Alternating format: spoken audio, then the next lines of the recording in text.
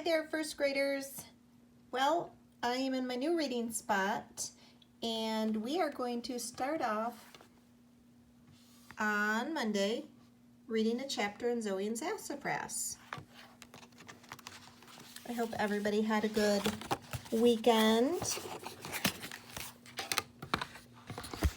And now we are going to start reading chapter 6 called The Doorbell Rings.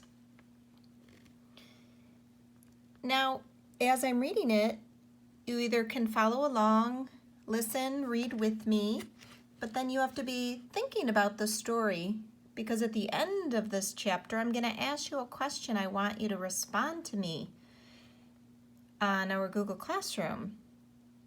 So I want you to be thinking about the story as we read and as you listen. Okay, let's get started. The next day, I stayed right by Mom's office, listening. Nothing happened. The day after was the same. Not a peep from the bell. But on the 5th day, there I was, reading on the couch when, at long last, I heard the magical tinkling sound. I popped up so fast, I catapulted Sassafras out of my lap. He went flying through the air and let out a yelp, but landed on his feet. Sassafras gave me a grumpy stare, but then his ears turned toward the bell. He heard it too. We both darted for the barn. We couldn't wait to see who needed our help. At the back door of the barn, I paused to listen. It was completely silent, except for the pounding of my heart. I grinned down at Sassafras. "Ready, kitty?" He meowed and pawed at the door. I took that as a yes. I slowly opened the door to find a small, green, scaly animal curled up in a tight ball. I heard a rustling in the bushes and glanced up in time to see a shimmery blue tail disappear into the forest. Maybe another animal had brought this one here for help? "Hello," I called out, but nothing answered, and the mysterious blue animal didn't come back. I gently reached down to touch the smooth green back of the little creature curled up at my feet. As I did, a tiny head peeped up.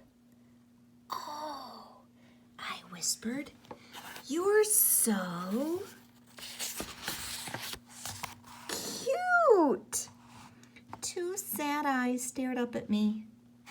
"Don't worry, little guy. We'll make you feel better." I scooped him up into my arms. Sassafras anxiously wove between my legs as I carried the animal into the barn. I set him down on a wood table.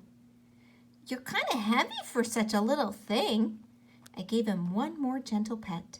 He slowly stretched, and 2 wings and a long tail popped out. He was a dragon, and he was so tiny. He just had to be a baby. A baby dragon in my barn. How would you like that?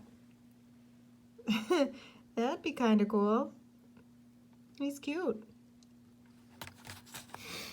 "Hey, little guy, what's wrong? I don't see any scrapes or cuts. But you wouldn't be at the barn if you didn't need help." He seemed pretty weak. After looking around, he dropped his head down to the table and just lay there. Sassafras hopped onto the table and gave the dragon a good sniffing. The baby dragon's head popped up, and he let out a little cough. A spark flew out. Sassafras shot through the air and landed on the ground with all his fur standing on end. Yikes! I needed to move this guy before he coughed again.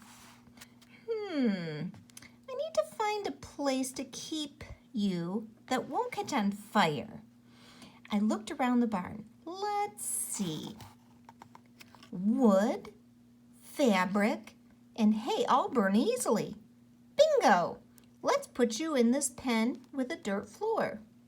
If you cough again, the dirt won't catch on fire. Phew! Tucking the baby under my arm, I quickly moved him to the pen. Sassafras hung back and watched us from outside the pen. My kitty was no longer so sure he wanted to cozy up to our new friend. So we just finished reading that chapter. Tomorrow, on Tuesday, we will read chapter 7, Hatching Snakes. So I have a question for you. While we were reading, I wanted to ask you about who came to the door first when the doorbell rang, and what do you think the dragon might need help with? Talk to you later, friends.